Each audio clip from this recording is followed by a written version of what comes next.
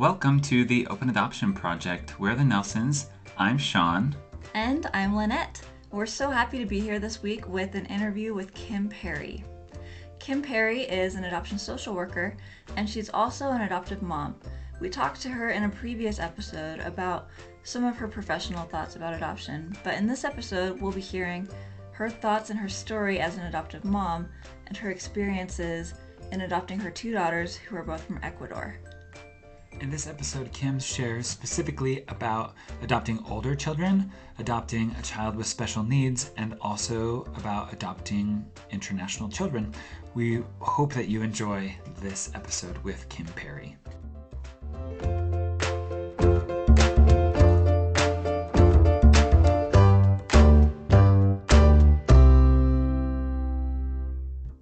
All right, well, we are now on the podcast with Kim Perry again. Kim, welcome back. We're so glad that you can join us again.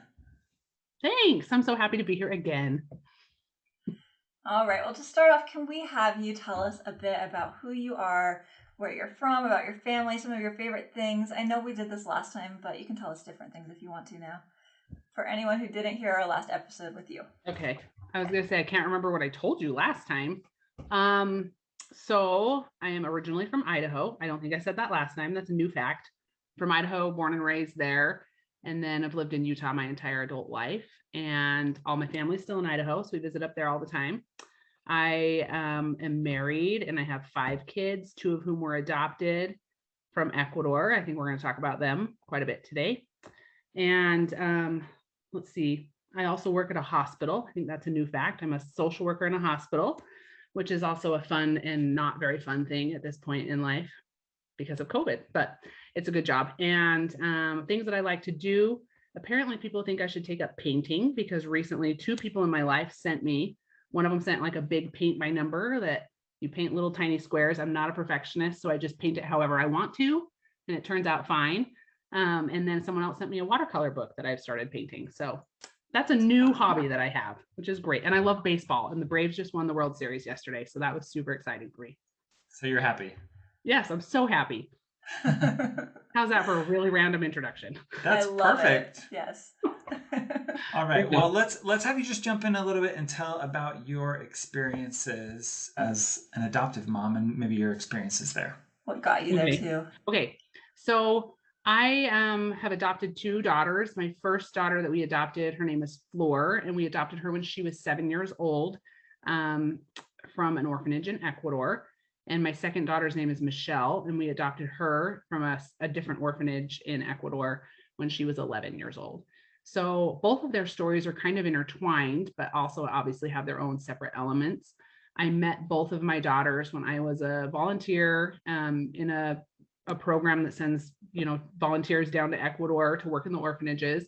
And I went for 3 months, and I met Flor on the very first night that I was there. So the program asked for a volunteer to go spend the night in the hospital with a baby that was there in the hospital and needed someone to be with her. And nobody volunteered. And so the director of the program randomly chose me out of the crowd to get to go spend the night with her. And that was pretty disappointing for me because it was New Year's Eve, and the rest of the volunteers were going to a big party. And of course I wanted to go to the party and I wanted to get to know these people better. So I kind of went with a bad attitude, to be honest with you, to this hospital. But the hospital was a really humbling experience. It was just a really old rundown hospital that was a free hospital for children in the city. And so as you can imagine, with providing free care, it wasn't the fanciest of places. So I was put in a room next to this crib of this baby, and there were 3 other babies, in the room, each with a mom at their bedside. And here I am walking in, this white girl into this Hispanic hospital, not speaking the language or not knowing anything. And I didn't have a good attitude, as I mentioned. So I sat next to this baby in her bed, and I stared out the window of the hospital for hours. I just looked out the window. And eventually this baby, as babies do, started to cry. And I just remember she was just wrapped up in this pink blanket. I couldn't even really see her face. She had this tuft of hair poking out, and I couldn't really see her face, but she started to cry. So eventually I decided, okay, I better pick up this baby and I better rock the baby, or I better feed the baby a bottle. I do better do something.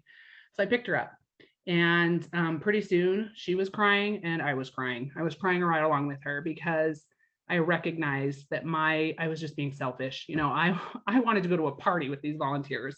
And yet here I was in this hospital with this baby girl who literally had nothing in the world and not even a mom at her bedside. And so my heart just kind of softened over the course of the night. And I held her and I rocked her and I loved her. And she discharged from the hospital a few days later, which happened to be her first birthday. So I volunteered to go with the one other volunteer to take her from the hospital and ride in a taxi back to the orphanage with her. And as we went, we were, thinking like, this little girl's turning 1 and probably nobody is celebrating her, in the world at all. So we stopped at a bakery and we picked up a cake and we took it to the orphanage, even though she couldn't eat the cake. But we wanted her to feel like there was some sort of celebration for her. So over the course of my 3 months, I just really fell in love with this baby. I would go every morning, first thing when we arrived at the orphanage, and go straight to her and see how she was doing and hold her and change her diaper and do all the different things with her. So I just developed this bond with her. So fast forward to when it was time for us to leave the country. We left on a trip to the jungle for a week, which was standard for the groups of volunteers to go to the jungle for a little while. And on the day we came back from the jungle, we all rushed back to the orphanage to go say goodbye to these babies, these kids we'd grown to love, before we flew back to the United States. And I rushed in to see her and she was not there. And I was devastated. I thought, like, what in the world? How could they have moved her without me knowing? This little girl had special needs, and it was obvious that she had special needs, but I didn't really know what they were or what they entailed. So we came to find out that she had been moved to an orphanage that was better suited to meet her needs, that could meet her special needs. And through definitely a series of miracles, the director of our program found out where she had gone and knew that I loved her and that I would need to say goodbye to her. So he made arrangements for me to take a taxi across town to go see her right before we flew out to come home to the United States. And that was a huge blessing for me because this little baby was transferred to an orphanage where the director of the orphanage was from the United States, and she was a white woman that wasn't much older than me. And she spoke English and she used email and all these different things. And she promised that she would keep in touch with me. And so she did. Over the course of many years, she sent me emails and updates on this baby.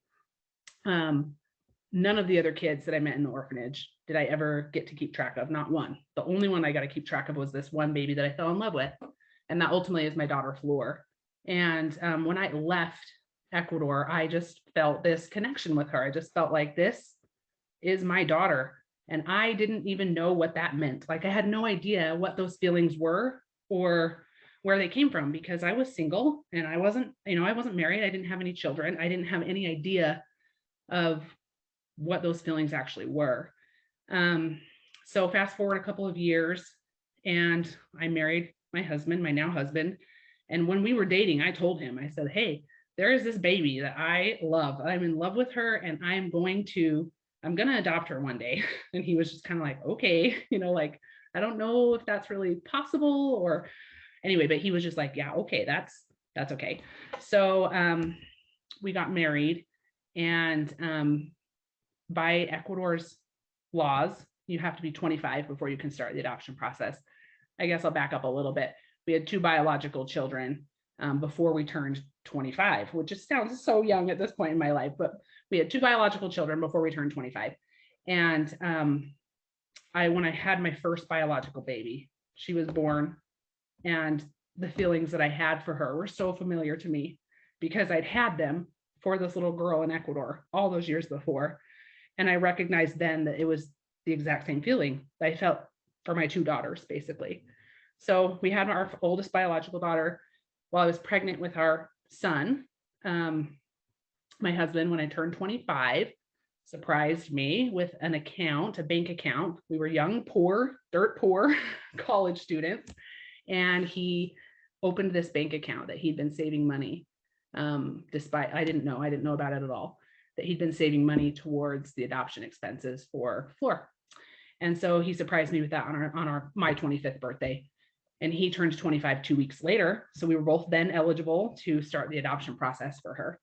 So we started that process right away, even though I was pregnant still with our biological son. And we just had this desire. We had no idea, honestly, like we were young and we were naive. We had no idea what that process would entail, but we just felt like it was the right thing to do. And we felt this desire to bring this little girl into our family. And so we started the process. It took 18 months from start to finish before we were able to travel to Ecuador. And in that time frame, I had been getting updates on Flor. She had moved multiple times to different orphanages because of the level of need that she had. She has pretty severe special needs, and she has a diagnosis, which we didn't have at the time we went to adopt her, but since bringing her home, she was diagnosed with something called 1p36 deletion syndrome.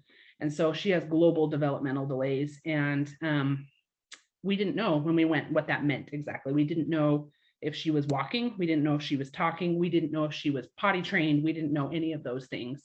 But we just felt like it was, that she was our child and we needed to go get her. So we went to Ecuador, and I hadn't seen Flor since I left Ecuador. It was 6 years prior. I had seen her once more that summer. I made a quick trip back to Ecuador that same summer after I'd left the volunteer experience. And I saw her for a week at that point, but it had been 6 years since I'd seen her by the time we went back to adopt her. And so, as you can imagine, my emotions were just crazy and they were all over the place. And we went to this little house where she was living, and they opened the door and out she walked. And I just had my arms open, like, come on, like, come and give me this big old hug. And she walked right past me and went into my husband's arms and gave him a hug. And for me, it was so heartwarming because I knew that I had a connection with her. And I knew that I had those experiences, that he had never met her. And it was just this kind of, blind leap of faith for him to go forward with that. And it was just one of those experiences that I was like, okay, like, this is right. And it's right for both of us. And she's both of our child, even though I had been the one to have those initial experiences. So we had to stay in country for 10 weeks that time around because of their laws and the way that they just go as, whatever pace they'd like to go, they go at that pace in Latin America. And they did. So we had some challenges trying to get out of the country and getting all the paperwork processed and everything. But we had so much support at home. Again, I had mentioned that we were in a position, like, my husband and I were both students. He had been going to school, and my husband was working at a grocery store, and I was working. I think at that point I had been working at LDS Family Services for a few years, but it was very part-time. We didn't have a lot of money, but we had a lot of support and a lot of love from our family members, and so many people at home were rooting for us. And so my husband had to come back with our biological kids, who were 3 and 9 months when we traveled to get Flor. So he came back, and Flor and I waited for 3 more weeks on our own in Ecuador, and then returned home at that point. So Flor's now been with us. She was 7 at the time. She's 16 now. So she's been with us. I'm terrible at math. How many years is that? 9. 9. She's been with us for 9 years. And there's been some challenges, of course, adjusting to an older child, and especially a child with special needs. So I don't ever sugarcoat that. I do talk about, how difficult some of the challenges were adjusting in the beginning, because she had been through 4 different homes, so coming to our home was yet another transition for her, where she doesn't have skills to communicate or to talk about how she's feeling and what she's thinking and things like that. But we've navigated those things. We've had a lot of help, and it's fantastic now. She's definitely adjusted 9 years in, and we're adjusted, and we just adore her and we love her. And she is just the sweetest and cutest thing. So that's her story. So once we returned home with Flor, as I mentioned, we had some adjustment things that we had to work through. We had a lot of she had a lot of medical needs. Again, I mentioned before, she didn't have a diagnosis when we got home. We had to take her to every specialist under the sun to try and figure out, what was going on with her and what help she needed and things like that. So that took some time. And in that time period, I also felt prompted to go back to school and get my master's degree. And so that took up a good chunk of time. And there was reasons for that, which, led to my forming of my business, which I've done. And my husband needed to get into a career job. And so life was just really busy. Plus we were raising 2 other kids that were toddlers, and yeah, and my husband and I felt for a long time that this was our family, that our family was complete with those 3 kids. And we felt good about that. So we were moving forward, making plans, moving forward with life. And I started getting, okay, so I missed a part of the story with Flor. Okay, so my daughter Michelle, when we went to adopt Flor, we went to the orphanage where Flor originally lived just for one day, just to visit, because that's where all my memories were. I had spent so much time at this place, and I wanted to go back and visit. So we had to make special arrangements because it was a Catholic run orphanage with elderly nuns, and they were hard to communicate with. And so again, a lot of hoops were jumped through, and people made it possible for us to go back for one day to visit that orphanage. So while we went there, I was like steadfastly looking at the little faces of all these kids as we went into these houses to try and figure out which ones of them I had known as a baby. And I went through, there was 3 houses that we went through, all the different houses, and I looked at all these faces of these kids, and I didn't recognize any of them. And then we made it to the final house, and the first face that popped around the corner was the face of our now daughter Michelle. And I was so excited because I immediately recognized her, and I knew who she was, and I had remembered her as a baby as well. She was a really chunky, fat baby. She was really funny. She was a little bit older than Flor, so she'd had some personality, and she didn't have the same developmental delays. And I remember one of my fellow volunteers was always singing to her, Michelle My Belle, the Beatles song, because her name is Michelle.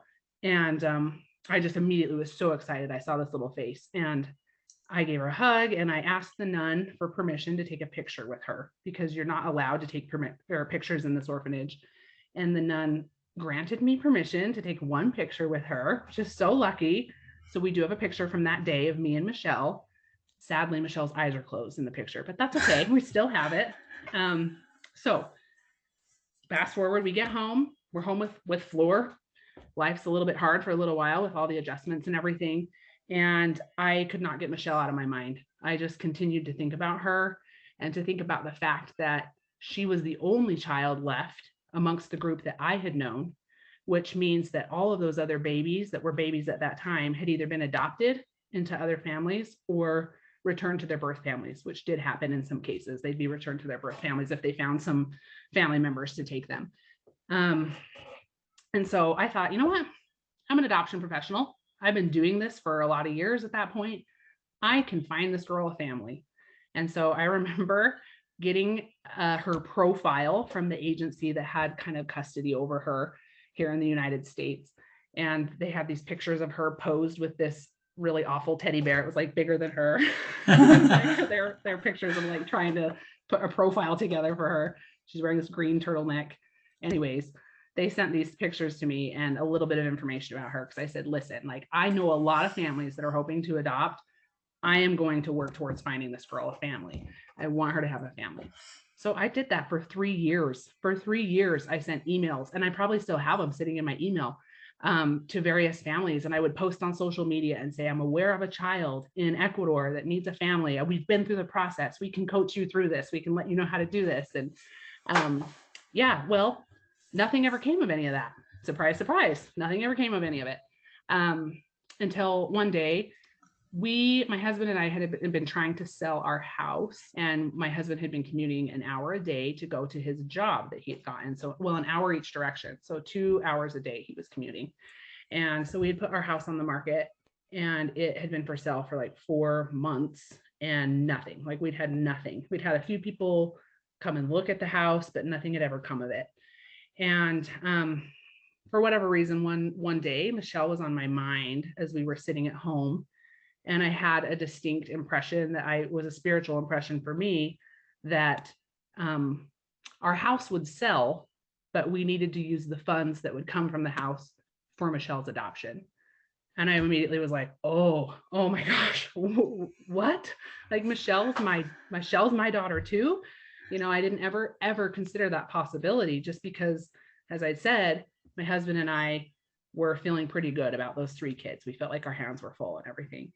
And, but I had that really strong impression come that our house would sell, but the money was needed to be used for Michelle's adoption.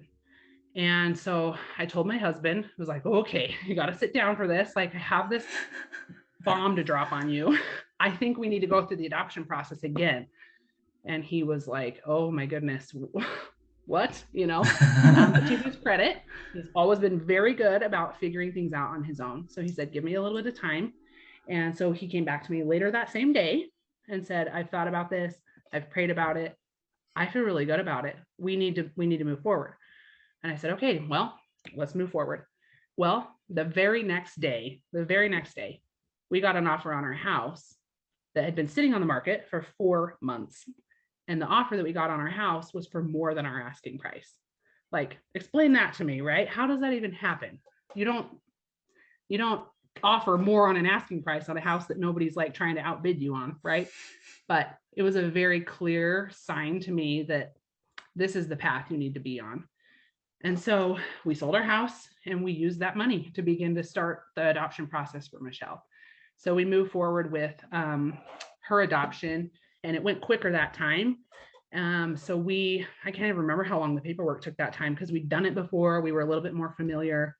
And so we traveled to get Michelle in the fall of 2015. So we went down to Ecuador. And another kind of crazy part of this story is that same volunteer group that I had gone down to Ecuador with was still taking volunteers. And one of my cousins happened to be volunteering with the group at the same time. So she was at the orphanage when Michelle was given the information that a family was going to adopt her, and that she was given like a profile of us, like a book of pictures of us and a video and stuff like that. And so my cousin was there to be able to say, like, and you're my family now too.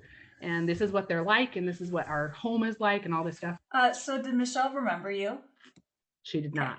Okay. She did not remember me because when I was there for like the chunk of time, she was too young. And then that one time when we went back, it was one day, like I just dropped in, and she'd been through, like, they have volunteers cycling out of that orphanage over and over and over again. So she was just kind of used to people coming in and out.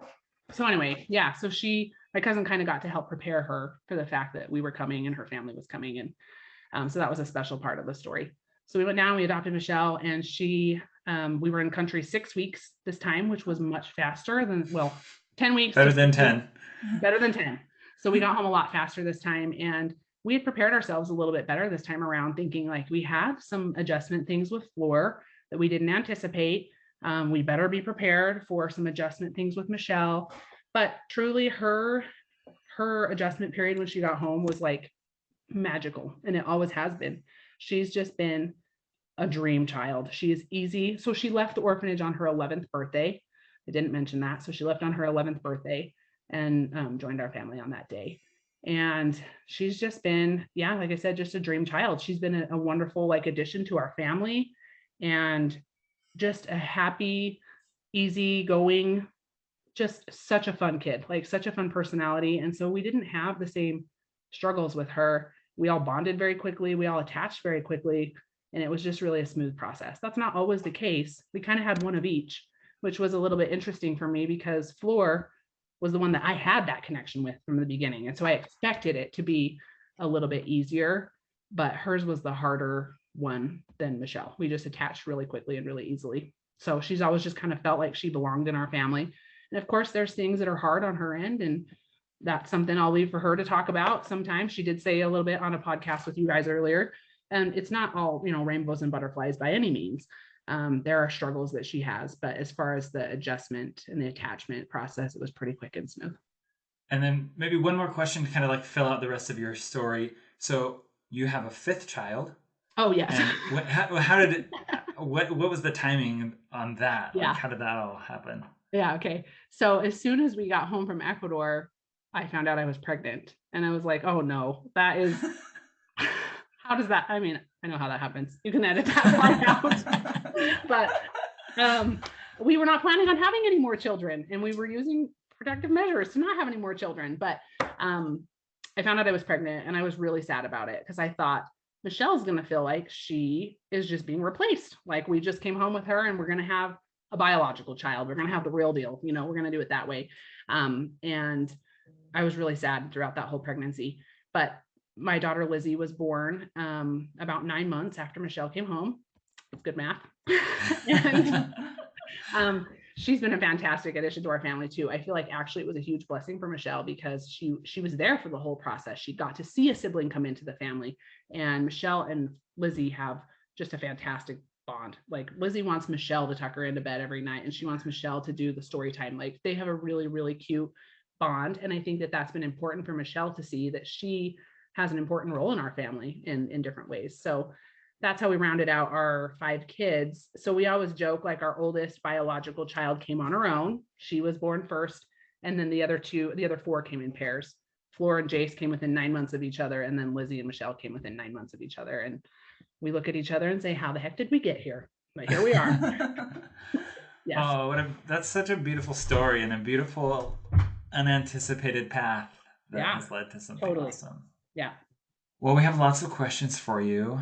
Okay. And this can come from your experience as an adoptive parent mixed with maybe your experience as an adoption professional. Okay. So we'll just jump in and ask you lots of questions. Good deal. Okay. All right. So what are some of the biggest differences between domestic and international adoption and those processes with each? Okay.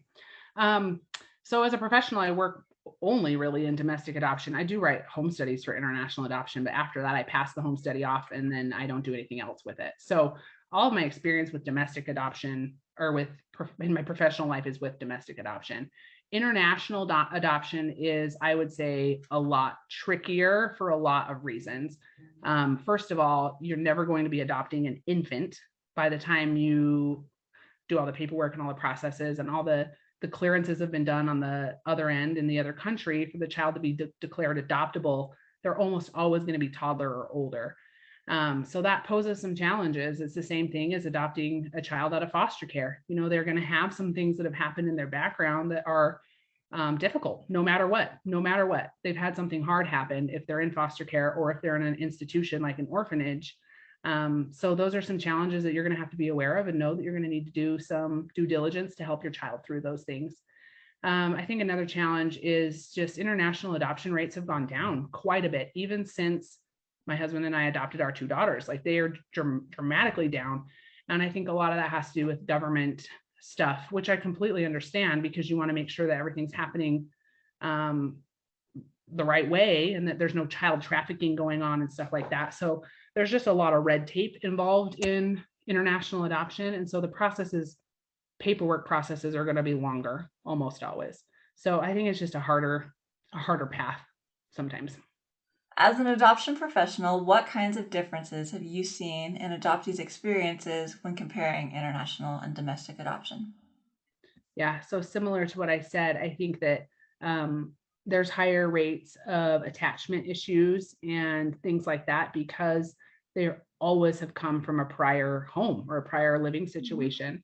And so having a solid or set caregiver from the beginning of life is really important for attachment processes. So international adoptees are always going to have a little bit more challenges with that. Not to say that infants can't have some challenges too. They can with attachment, but definitely older children. And then, like I mentioned, whatever has put them in that circumstance, whether, you know, it's foster care or in an institution, it's been hard, no matter what. It's been hard. They've faced trauma already in their young lives. And so that's something that they are going to have some help with, you know, professional help and some extra different ways of parenting, even, you know, as you parent them through those traumatic incidents that they've been through in the past. You can't necessarily just assume they're misbehaving because they're being bad or they want to be naughty or whatever. A lot of that stems from what they've faced as a young child. So just being aware of some of those things and getting into counseling or therapy, things like that are good. Great.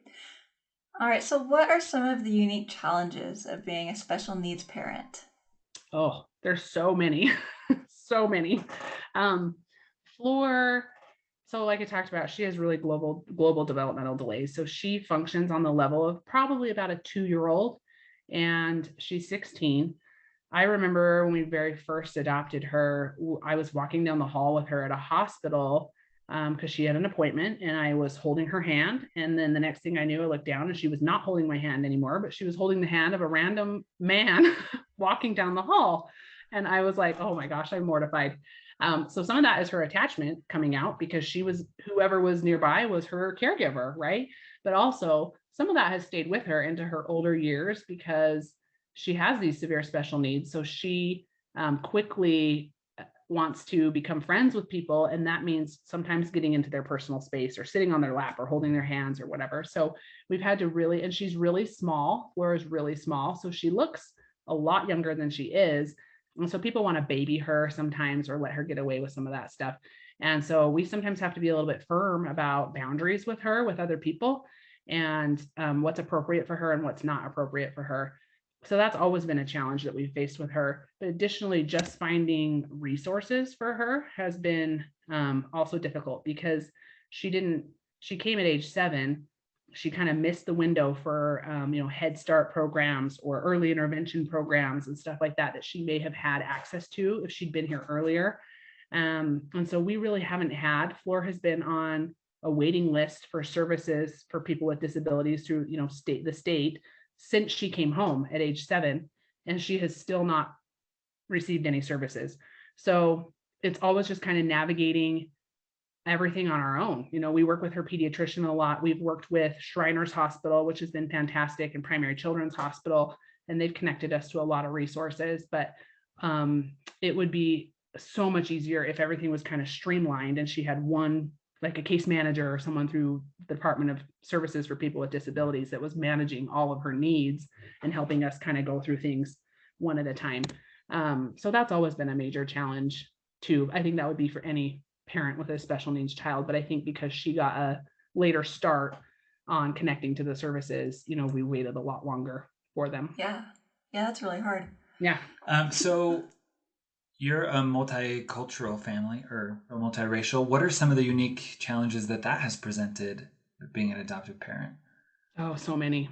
That's something that we've really had our eyes open to, honestly, over the years. Our daughter Michelle is Black and Flor's Hispanic, so they look different than the rest of our family. So we are a conspicuous family, which means that we get questions a lot of times that we have to answer out in public. And there becomes, sometimes you are willing to educate people, and other times it feels like it's not appropriate, especially when your children are right there to answer a bunch of questions about them. So we've had to come up with ways to kind of divert those questions. But further, it really has been very eye-opening for us to see that there are some realities of racism in our world, and our daughter Michelle has faced some of that. And it's sad that her even having white parents affords her some privileges that other kids who in her position may not have. We've been in situations where Michelle's been on her own and someone's treated her a certain way, and then my husband or I will walk up and they see that we are her parent and that we are white, and the tone automatically shifts. So we've had to have some really difficult conversations with her in particular about the going-ons in the world and what to do and how to navigate those hard things. And those are ongoing conversations. They're not fun, and it's really hard to have your child come home, in tears because someone's treated her a certain way or said a certain thing, and to have to help her figure out how to navigate that and how, what she can do in a situation like that. And so there's been some really tear-filled and painful conversations that we continue to have, and with our other children. We face a different reality than many in our community, and that's really the truth, so we have to be the best parents we can be, and that means opening our eyes to these things and also educating ourselves. That means listening to the voices of other people who are Black or people of color, and learning what their stories are and learning how they've navigated things, and trying to listen to their advice on how to navigate that as well. So I'd say that's the biggest couple of things that I mentioned there. Your adoption journey has, lasted almost a decade at this point. If you could go back in time, looking at that from the beginning, like knowing what you know now, what advice might you give yourself? Oh man, education. You can never be educated enough. And I think the topics that I personally needed most were attachment, especially with older children, and transracial adoption and how you navigate those things. Those two things with each of my two daughters individually have been the topics that we've had to navigate the most. So I would have done a heck of a lot more reading. I would have talked to a lot more people, and I would have been a little less naive, I think. I think I was one of those people that thought, we're going to adopt and love is all you need. Love is all you need. And that is not the case, especially in the types of adoption that we've pursued. So education, for sure. I would be better educated. So on that note, what are some of the different ways that you've tried to educate friends and family about adoption, about respecting your family, and about race and conversations with racism?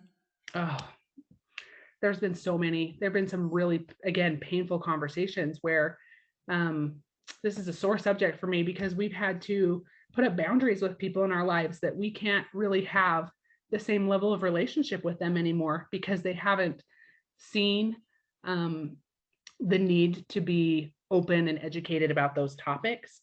And so our priority is to our daughter, and especially in the racism topic, our priority is to her. And if someone is not going to recognize those realities, or they're going to diminish them or say that's not really a thing, like we don't need to worry about that, or even participate in some questionable, racist type activities, they don't get to be part of our life anymore, unfortunately, in the same degree. And like I said, there's been some really painful things said over the years by family members and other people that it just, we have to talk about it and then decide, what do we do from here? How do we put up a boundary that protects our child? We chose to bring her into our lives, and that means we need to be the very best parents we can be for her. And that sometimes means having some painful decisions like that that we've had to make. And so yeah, I think that's what was the question? I just rambled on about it. That was great. Different ways of educating. Yeah. Ways of educating. Yeah. So I think just being willing to have conversations. I use my social media platforms to do that sometimes, and then be willing to have conversations behind the scenes as well. And then just, I had an incident with a family member that occurred over social media. And then I decided, like, this is too much. I can't do this on social media with this person. So I need to text or have a conversation in person. So we then took the conversation outside of that platform. And again, some hard things were said in that conversation, which then led me to say, we have to have a little bit of a boundary in place here. But sometimes the social media has been a platform to like spur those conversations and see how people react and see how people are thinking, and they'll reach out if they have questions or whatever. And so that's been good in a sense, because it's not always like in your face confrontational, but people can see the education. And some people, I've talked kind of more on the negative side, but a lot of people have been so receptive towards it and want to know more and want to do better, and they want to have the resources. And that's so, heartwarming to see, like, I'm in your corner. I didn't understand this before, but I'm willing to learn, and I want to learn because we love your family, So Kim, how do you help your girls connect to their culture and their heritage? Oh, that's a great question. Okay.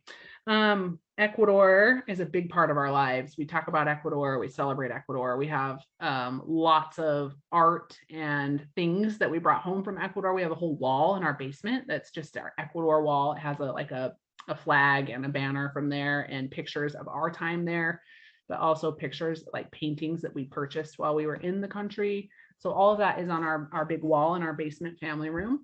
So that's our girls' heritage. That's their home. That's where they're from, and that's important to us that we maintain that. My daughter Michelle still listens to a lot of music from Ecuador. She has a lot of songs that they used to play in the orphanage and things like that. So we play those, and she listens to that all the time. We talk about their home all the time. That's who they are. That's where they came from. So we're open to questions. We're open to their thoughts. We're open to their feelings when they talk about how much they miss it. Well, Flora doesn't talk. So mostly Michelle talking about how much she misses it. And we have plans. We've had plans to go back to Ecuador. We haven't been back since we adopted Michelle. And we had plans to go back this year-ish timeframe, but COVID has made that really difficult. So it's kind of on the back burner that we have that on the agenda as soon as it's safe and feasible to go back down there, because that's really important to Michelle. She would like to make a trip back down there, and that's important to us too. So those are some of the ways that we celebrate their heritage. That's awesome. So what do you think prospective adoptive parents should understand before they adopt? In general, I think that adoptive parents should know that adoption is complex and there's not just one side to it, but all sides of it are worthy of attention and worthy of understanding their adoptees' feelings on the matter. They might be positive, they might be negative, they might be neutral, but not just viewing it as a one-dimensional thing. You know, that there's loss involved in adoption no matter what. We've talked about trauma throughout this interview and how that's a piece of it, and especially adopting older kids, attachment, that's a piece of it. So just knowing that it's multifaceted and there's not going to be it's just we're going to adopt and then it's done, it's over, you know, that's the end of it. No, it's lifelong. It's a lifelong thing for the adoptees, and so just being present for them with whatever their feelings are, even though they may shift over time too, and that's okay. Well, Kim, thank you so much for sharing your story. It's a beautiful story. We're so grateful that you've been able to spend some time with us, and we plan to have you back on the podcast again in the future. So thanks so much. You're welcome.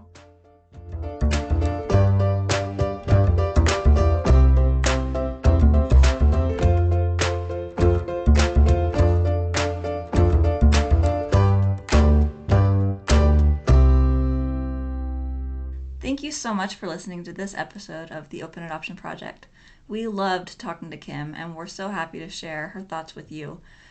I feel like in the adoption world, there's so much to learn all the time, and that's one of the reasons we named our podcast the Open Adoption Project, because it's really this ongoing project, right? Like a process where we're always learning and seeing things a new way and trying to grow and help adoptees as we continue to learn, right? And I feel like Kim really helped us see some new things. I know for us, one thing that we've done in this podcast a few times is talk about how we feel like things were meant to be, right? As adoptive parents, I think that's a pretty common thread where things fall into place in a way that really does feel very serendipitous. But that can be something that's hurtful for adoptees to hear, that someone thinks that they were meant to go through things that might be traumatic for them and hard for them, and to be separated from their first family. And so I loved hearing her thoughts about that and about so many other things, about keeping our perspective, especially as adoptive parents, focused on adoptees and trying to help our kids and make the world a better place for them. We want to give a special shout out to Kim and thank her again for joining us on this episode. We really appreciate her perspective and her openness. I love how dedicated her life is to the adoption process, and I feel like she has a lot of really valuable information for all of us in the adoption community. So thanks again, Kim. Thank you all for listening to this episode of the Open Adoption Project. We'll see you next time. Yeah, next week we'll be back with a special Christmas episode where we hear from children who are adoptees and just hear some of their thoughts on adoption at this point in their lives. We're really excited to share that. It's always so fun to hear from kids. Thanks for listening.